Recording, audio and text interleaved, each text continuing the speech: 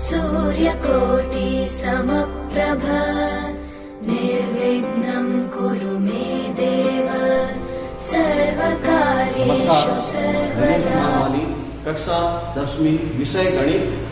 हम जो अध्याय करने वाले हैं दूसरा अध्याय 10वीं कक्षा में वास्तविक संख्या, रियल नंबर। इसके बारे में आपने 9वीं क्लास में बहुत कुछ पढ़ा है, जिसमें आज में हमारा जो प्रकरण है वो है परिमेय भिन्न, परिमेय संख्या या परिमेय भिन्न।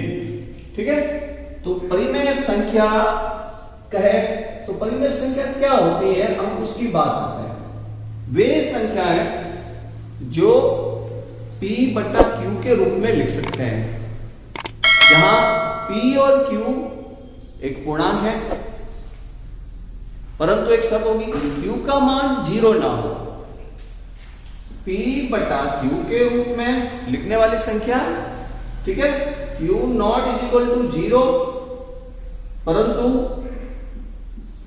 P व Q एक पूर्णांक संख्या होनी चाहिए। कोई भी पूर्णांक हो सकती है, धनात्मक ऋणात्मक, तो वह एक परिमेय संख्या कहलाती है। तो परिमेय संख्या आंसर पर हर के अंदर जब लिखते हैं, शून्य भी एक परिमेय संख्या है।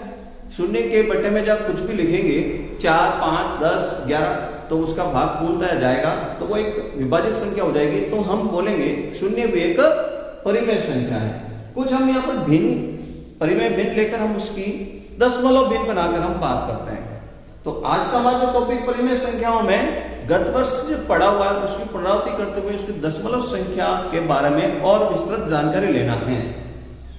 तो देखिए, कुछ मैं यहाँ परिमेय भिन्न लिख रहा हूं। जैसे मैंने यहाँ लिखा 5/3।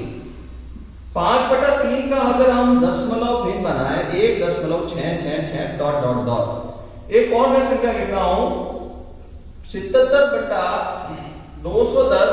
अगर हम इसकी दशमलव भिन्न बनाएंगे 0.366 इस तरह से आती रहेगी। ठीक है ना, 3/8 तो 0.375 इसके डॉट डॉट आएगा। तो ये यहाँ पर हम बात कर रहे हैं परिमेय भिन्न की। तो परिमेय भिन्न के अंदर हमने भाग देखकर, 3 का भाग देखकर हमने इसका जब पता किया दशमलव भिन्न कैसा है, तो 1.666 तो हम इसको इस तरह भी लिख सकते हैं 1.6 बार। 0.366 तो इसको हम ऐसे लिख सकते हैं 0.36 के ऊपर बार आ जाएगा। इसके ऊपर डॉट डॉट डॉट डॉट नहीं लगा हुआ है, इसका मतलब इसमें भाग पूर्णतः दशमलव में जाने के बाद में शेषफल 0 आ गया। दशमलव भिन्न बनाई, 8 का भाग दिया, दशमलव भिन्न बनने के बाद शेषफल 0 आ गया। इसके अंदर डॉट डॉट डॉट डॉट लिखने का मतलब क्या हुआ, क्योंकि इसके अंदर शेषफल 0 नहीं आया, भाग जाता ही जा रहा है, जाता ही जा रहा है। ठीक है, तो यहां पर हम दशमलव भिन्न बना रहे हैं, दशमलव परिमेय भिन्न की बात कर रहे हैं अपन। परिमेय संख्याओं के अंदर दशमलव भिन्न, ये हमारा आज मुख्य टॉपिक है। तो अभी जो आप पढ़ रहे हैं इसके अंदर यहां पर दशमलव परिमेय भिन्न 2 तरह से बोलेंगे हम। ऊपर जो दशमलव परिमेय भिन्न है वो दशमलव परिमेय भिन्न कहलाएगी अशांत। और अशांत के अंदर भी यहां पर अब 2 तरह से बात करेंगे। 6 लिखा हुआ है, इधर भी 6 लिखा हुआ है। इसका मतलब अशांत पुनरावृत्ति या आवर्ती। अशांत पुनरावृत्ति या क्या बोलते हैं इसको, आवर्ती भी बोल सकते हैं, दशमलव संख्या। एक और अशांत दशमलव संख्या होगी जिसके अंदर अनावृत्ति होगी। तो उसके अंदर यहां पर दशमलव के बाद नंबर अलग अलग भागफल में आते रहेंगे, तो उसको अशांत अनावृत्ति बोलेंगे। यहां पर हमने देखा कि शेषफल 0 हो गया, अतः इसको शांत दशमलव परिमेय संख्या बोलेंगे। तो शांत दशमलव परिमेय संख्या कैसे पता किया हमने, 8 का भाग दिया, दशमलव संख्या बन गई और शेषफल 0 आ गया, तो उसको बोलेंगे शांत दशमलव परिमेय संख्या। तो आज हम जो पढ़ने वाले हैं ये हमने 9वीं कक्षा में बढ़िया अच्छी तरह से पढ़ा था। भाग देखकर पता करते थे, भाग दिया और आवर्ती है या अनावर्ती है, अशांत दशमलव संख्या है तो, और इसमें शेषफल 0 आ गया, भाग देकर पता किया तो ये शांत दशमलव परिमेय संख्या है। तो आज जो हमारा टॉपिक जो है बिना भाग किए हमको शांत दशमलव संख्या बनानी है। तो इसका एक नियम भी है, वो नियम पढ़ेंगे, फिर हम उसके बाद में उसके प्रश्न करने वाले हैं।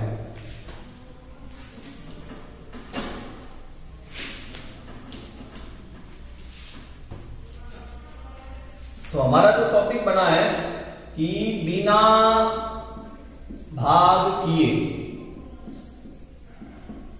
या ऐसे भी लिखा हुआ है विभाजन संक्रिया द्वारा, विभाजन संक्रिया द्वारा परिमेय संख्या को बिना भाग किए शांत दशमलव या अशांत दशमलव की किस तरह से जांच कर सकते हैं, और शांत दशमलव बनेगी तो कैसे बने बिना भाग दिए, हम आज वो पढ़ने वाले हैं। तो देखिए हमारे सामने इसको हल करने के लिए दो नियम याद रखने हैं। नियम नंबर 1, जो हमारे सामने एक परिमेय भिन्न दी हुई है P बटा Q, तो पहली शर्त Q नॉट इक्वल टू 0 होगा। दूसरी शर्त कि P व Q सह अभाज्य संख्या होनी चाहिए।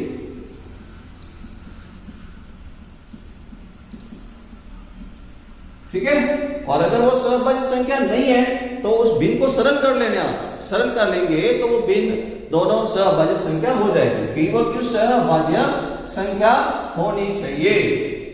ठीक है ना। तो अब आगे देखेंगे आप, सहअभाज्य संख्या है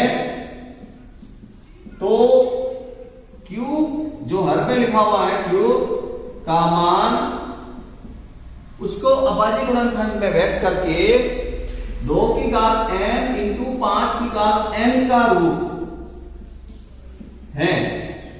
तो परिमेय भिन्न, जो हमारे सामने परिमेय भिन्न है, वह शांत दशमलव परिमेय संख्या है। शांत दशमलव परिमेय संख्या है। ठीक है, शांत दशमलव परिमेय संख्या के लिए आपको Q को देखना है। हर में जो मान लिखा हुआ है वह मान अभाज्य संख्या में इसके गुणनखंड बनाएंगे तो 2 की घात m इंटू 5 की घात n का रूप होगा। जहां ये m और n की बात करें तो जहां m व n एक ऋणोत्तर पूर्णांक है,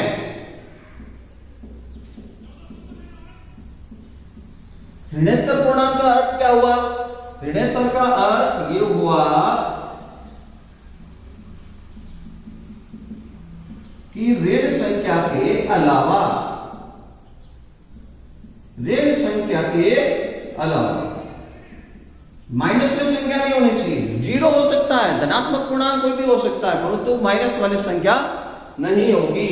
0 अगर हो जाए 2 की घात 0 या 5 की घात 0 तो इसका मान 1 हो जाएगा। तो इसका मतलब यदि अभाज्य गुणनखंड 2 के रूप में चल रहा है तो भी नियम लागू हो रहा है, 5 के रूप में अभाज्य गुणनखंड हो रहा है तो भी ये रूप लागू हो रहा है। ठीक है ना। 2 की घात m इंटू 5 की घात n का रूप हो। यदि ये रूप नहीं है, P बटा Q में Q, ठीक है ना, का मान 2 की घात m इंटू 5 की घात n का रूप नहीं है, तो वह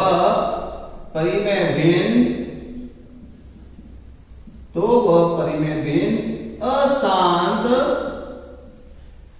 दशमलव परिमेय भिन्न है।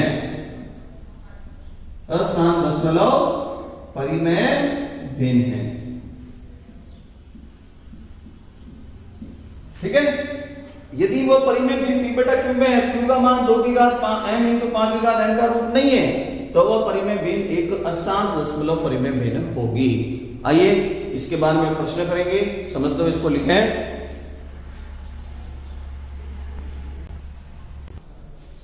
तो हम अभी यहाँ 3 प्रश्न लिखे हुए हैं, बिना विभाजन के पता कर रहे हैं हम कि ये शांत है या अशांत है, और यदि शांत दशमलव संख्या है तो उसको हम बना भी रहे हैं।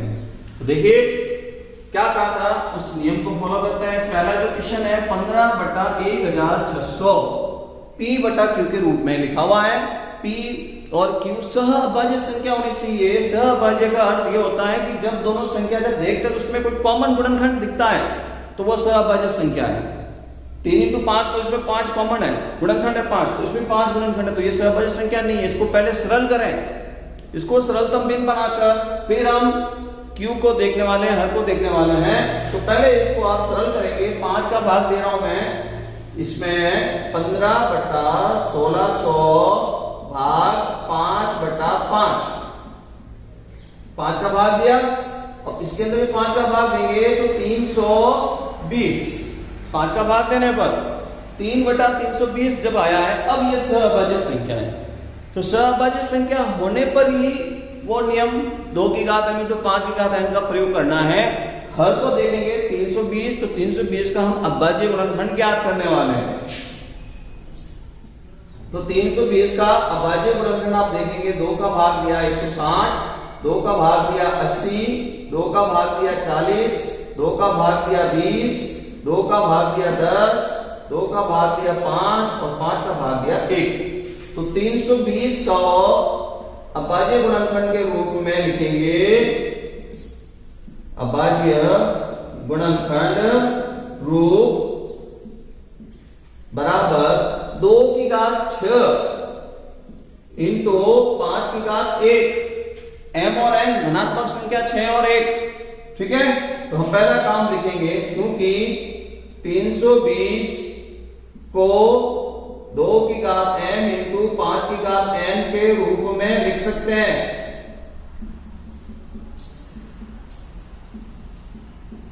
दो की घात m इंटू 5 की घात n के रूप में लिख सकते हैं। अतः 15/1600 एक 7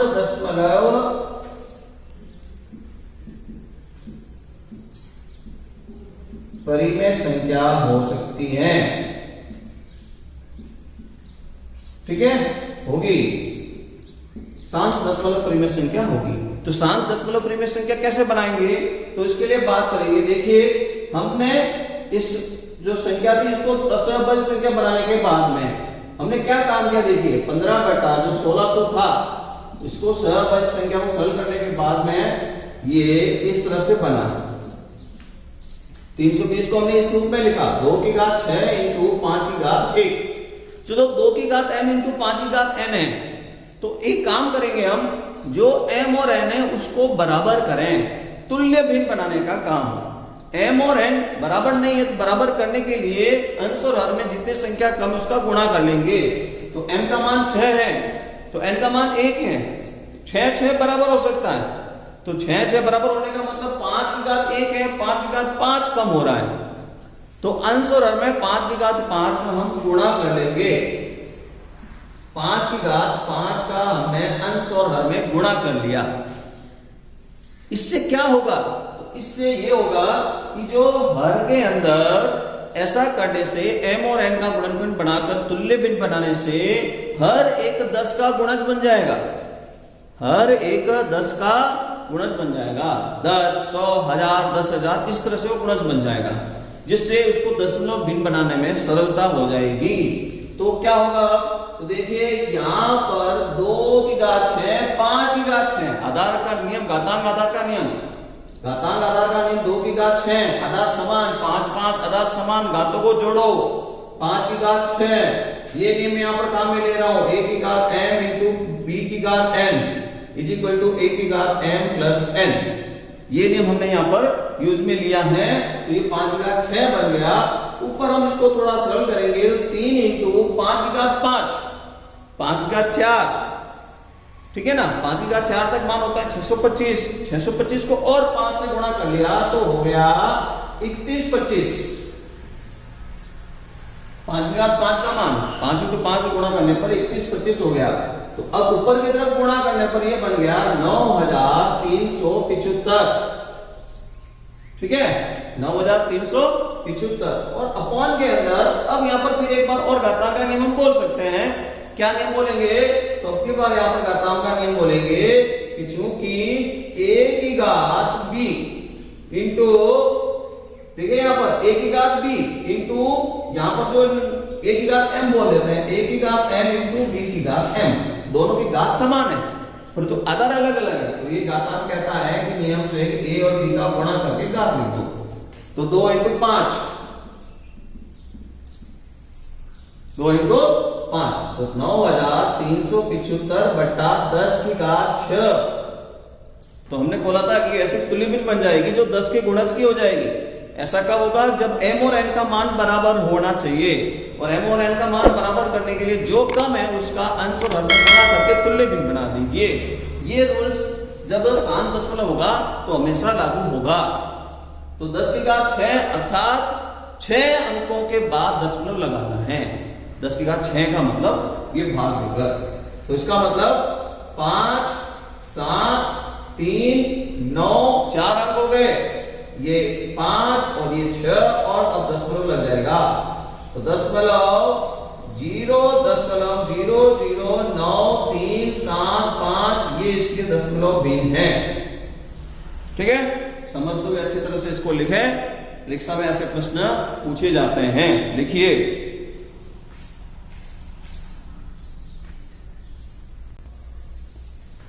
अब हम एक दूसरा प्रश्न करेंगे जिसमें लिखा हुआ है 13/125।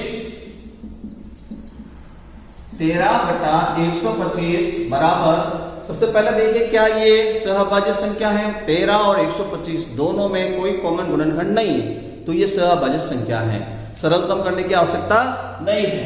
तो हम क्या करेंगे? 125 का अभाज्य गुणनखंड ज्ञात करेंगे। 125 का अभाज्य गुणनखंड, ठीक है।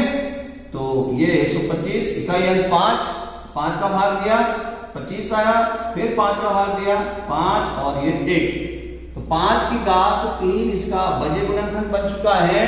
तो 13/5 की घात 3। तो हमने बोला था 2 की घात m इंटू 5 की घात n का रूप होना चाहिए।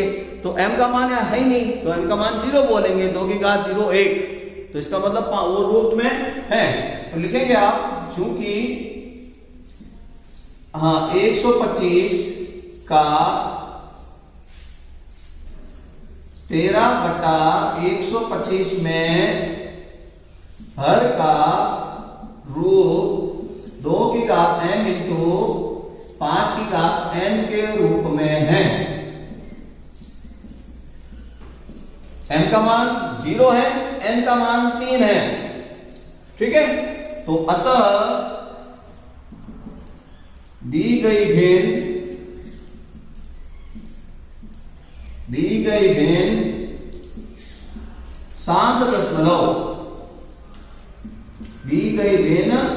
शांत दशमलव परिमेय संख्या है या भिन्न है। तो हमने इसको शांत दशमलव भिन्न बना दिया है। अब शांत दशमलव भिन्न बन चुकी है। अब शांत दशमलव संख्या है क्या, इसकी जांच करने के लिए हम वही काम करेंगे। वापस क्या करना है कि जो यहाँ लिखा हुआ है 13/125, इसको हमने अभाज्य गुणनखंड बनाकर 5 की घात 3 तुल्य भिन्न बनाए। हर के अंदर 10 की गुणज संख्या बनाने के लिए 5 की घात 3 है, अर्थात n का मान 0 था। 2 की घात n, तो 2 की घात 0, तो 2 की घात 3 हमारे पास में है ही नहीं। तो 2 की घात 3 का अंश और हर में गुणा कर लेंगे। 2 की घात 3 अर्थात 8, ठीक है। तो यहां पर नियम लागू करो घातांक के नियम के मुताबिक। यहां पर आधार दोनों में क्या है? अलग अलग है। a की घात m, b की घात m, तो इसका मतलब a और b का गुणा, a और b का गुणा होकर ऊपर घात बन जाएगी ये। और इधर की तरफ ऊपर की तरफ 13 इंटू 8, 5 की घात 3 इंटू 2 की घात 3, तो 5 इंटू 2 और घात में हो गया 3। 4 बटा ये नियम के मुताबिक ये हो गया 10 की घात 3, ठीक है। तो अब 10 की घात 3 का अर्थात 1000 हो गया। हमने 10 के गुणज का तुल्य भिन्न बना दी है। तो तो 10 की घात 3 1000, 1000 का मतलब 3 जीरो है, तो 3 अंक के बाद इसको दशमलव लगाकर 7 दशमलव संख्या बैठ करेंगे। 1 2 या 3 अंक का इतना ही सैकड़ा के बाद दशमलव लग जाएगा, तो 0.104 इसका आंसर कहलाएगा। इस तरह से हम इसके दशमलव भिन्न बना सकते हैं। आइए एक और तीसरा प्रश्न क्या समझ लेते हैं। 17/6 की शांत है या अशांत है, तो देखेंगे 17 और 6 जो लिखा हुआ है वो एक सह अभाज्य संख्या है। 17 और 6 का ऐसा कोई कॉमन गुणनखंड है नहीं, तो ये सह अभाज्य संख्या है। तो हम 6 का अभाज्य गुणनखंड ज्ञात करते हैं। 6 का अभाज्य गुणनखंड 2 × 3। 6 का अभाज्य गुणनखंड क्या है? 2 × 3, ठीक है ना। तो चूंकि 17/6 में हर का अभाज्य गुणनखंड, हर का जो अभाज्य गुणनखंड हमने अभी ज्ञात किया है 2 की घात n × 5 की घात n का रूप नहीं है। 2 और 5 से ये 3 आ गया अतिरिक्त, 2 और 3 का गुणनखंड। अतः दी गई भिन्न अशांत दशमलव परिमेय भिन्न है।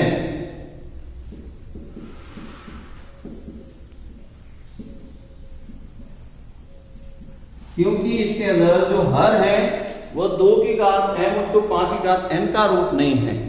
ठीक है, लिखिए इसको समझ लो।